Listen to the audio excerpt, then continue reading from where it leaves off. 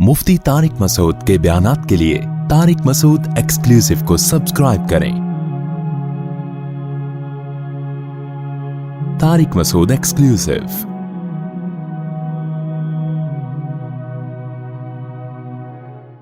मैं एक लड़की हूँ, घर में ट्यूशन पढ़ाती हूँ, मैं कितनी उम्र के लड़के को पढ़ा सकता? 10 साल बच्चे की जब उम्र हो जाए तो बस फिर आपके लिए उसको पढ़ाना जायज़ नहीं है, बेपर्दा होकर उसके सामने बैठना चाहिए। 10 साल से कम की गुंजाइश है।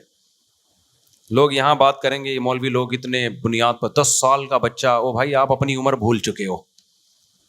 इंसान जब 10 साल का होता है ना, उसमें भरपूर ख्वाहिशात पैदा हो चुकी, बालिग नहीं होता वो, लेकिन ख्वाहिशात भरपूर तरीके से पैदा हो चुकी होती हैं। और उसी उम्र में लड़के बिगड़ते हैं, 9-10 साल की उम्र में, जिनको होमोसेक्सुअलिटी की आदत पड़ती है, महरम रिश्तों से सेक्स की आदत पड़ती है और जिना की तरफ जाते हैं। माँ बाप की तरफ से रोक टोक नहीं होती, एहतियातें नहीं होती। तो जिसकी भी आप हिस्ट्री में जाओगे ना, वो बताएगा कि मैं 9-10 साल की उम्र में बिगड़ना शुरू हुआ था।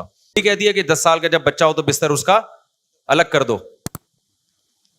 और ये बच्चे फिर कभी इनकी खुफिया मजलिसों में जाके बैठे हैं, ये बातें कर रहे होते हैं आंटियों के बारे में। स्कूल में जाओ जरा, 9-9 साल 10-10 साल के बच्चे ऐसी गंदी गंदी बातें करते हैं, आप बोलोगे यार ये बच्चे हैं क्या हैं ये। तो और आजकल का बच्चा वो तो 6 साल में जो है ना 10 साल का हो जाता है। आपके बयान में सुना था कि सर ढांपना चारों अइम्मा के नजदीक फर्ज है और जहां फितने का अंदेशा ना हो वहां चेहरा छुपाने में रियायत है। घर में खानदान में इसका माहौल नहीं है तो क्या मुझे सर ढांपना शुरू कर देना चाहिए? जी करना चाहिए, और चेहरा भी छुपाना चाहिए। चेहरा छुपाना तो मैंने उन फनकाराओं अदाकाराओं के लिए गुंजाइश की बात की है जो बिल्कुल पर्दा नहीं करती, तो चलो something is better than nothing के स्कार्फ ही ले लें। लेकिन नॉर्मली एक असल में तो चेहरे ही फितने का सबसे बड़ा जरिया है। जितने फितने हो रहे हैं चेहरों से हो रहे। अभी एक मैं वाकया सुनाता हूँ। हमारा गार्ड है, गांव से आया है, उसने अपने गांव का वाकया सुनाया। उसने कहा आप बयान में बताएं ये वाकया। शम्स है ना हमारा गार्ड, इसने वाकया सुनाया।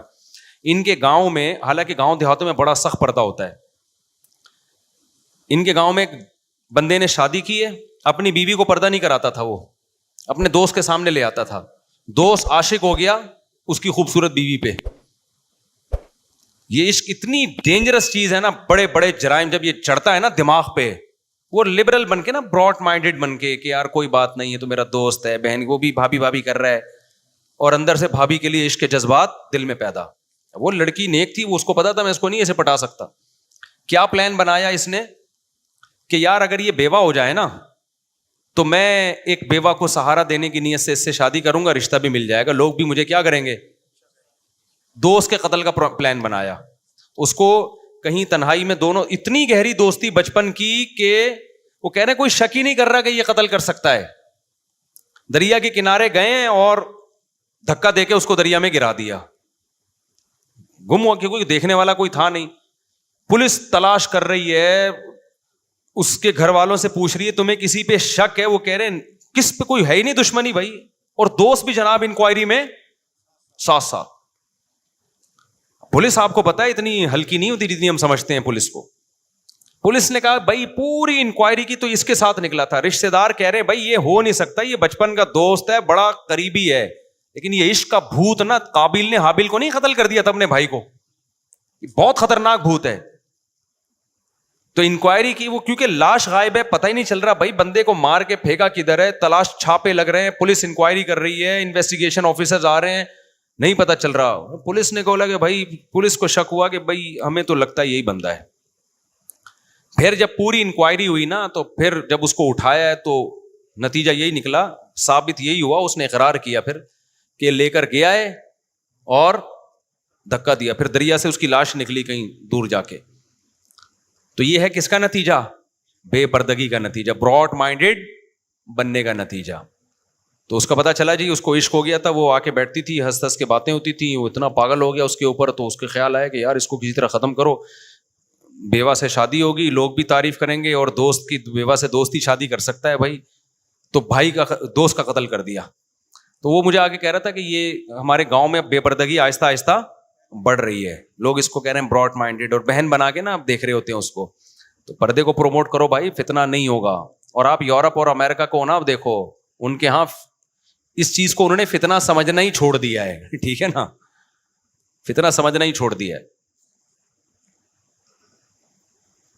اچھا پردے میں ایک بڑا فائدہ یہ بھی ہے کہ جب لوگ شادی کرتے تھے اپنی بیوی کو چھپاتے تھے تو بعض دفعہ بدصورت عورت سے بھی لوگ شادی کر لیتے تھے, کیونکہ فیس بک پہ تو ڈالنا نہیں ہے اس کو, صحیح ہے نا, دنیا کو دکھانا نہیں ہے. آپ کا دل کسی پہ آ گیا, بعض دفعہ وہ اٹریکٹیو دوسروں کے لیے نہیں ہوتی, آپ کے لیے ہوتی ہے. وہ کسی بیوہ پہ دل آ گیا, کسی بھاری بھرکم عورت پہ, یہ ہوتا ہے, یہ مرد کے ساتھ ہوتا ہے, یہ کوئی اور مصلحت ہے. تو پردے میں تھی, پردے میں رخصت ہو کے گھر آ گئی, آپ کے دوستوں نے نہیں دیکھی, کوئی تبصرہ نہیں کرے گا. اب بعض دفعہ مرد کا نکاح دل چاہ رہا ہوتا ہے میں یہاں شادی کروں, اس کو پسند آ رہی ہوتی ہے, لیکن وہ فیس بک اور سوشل میڈیا کے معیار کی اس کی بیوٹی نہیں ہوتی, وہ انکار کر دیتا ہے کہ جب میری دلہن کے ساتھ تصویریں جائیں گی, میرا قد چھوٹا دلہن کا قد لمبا, میرا قد لمبا دلہن کا قد چھوٹا, تو یہ پیئر اچھا نہیں لگے گا, دوستوں کے لائکس کم آئیں گے. اچھے بھلے رشتوں کا انکار کرتا ہے آدمی. تو پردے میں اللہ نے عورت کا بڑا فائدہ رکھا ہے. بھائی تیری بیوی تجھے پسند ہے, تو کیوں دوستوں کو دکھا رہا ہے؟ برقع پہنا, اس کو اپنے گھر میں لا کے اپنی عزت کو اپنے گھر میں بٹھا. تجھے پتا ہے, تیری بیوی کو پتا ہے کون کیسا ہے, چھوڑ دے اس بحث کو. اور باپ وغیرہ جو ہے نا, جن سے پردہ نہیں ہے عورت کا سسر سے, ان کو اس میں دلچسپی نہیں ہوتی زیادہ. وہ تو گھر کی بہو ہے, تو وہ تو پھر بہو جب بن گئی تو پھر تو ان کی عزت ہے نا, وہ دوستوں کے لیے کیا ہے, وہ تبصرہ کر رہے ہوتے ہیں دوست.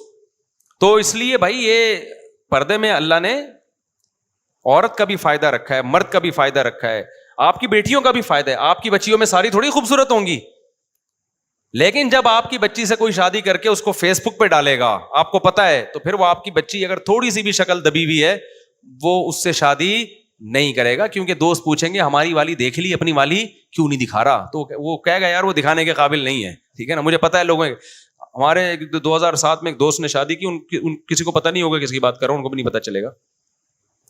تو شادی جب ہوئی ہے نا, تو وہ اپنی بیوی کی دنیا کو دکھا رہے ہیں نا دوستوں کو, کیونکہ سب دوستوں نے دکھائی ہے, وہ بھی دکھا رہے ہیں, وہ شکل اچھی نہیں تھی اس کی.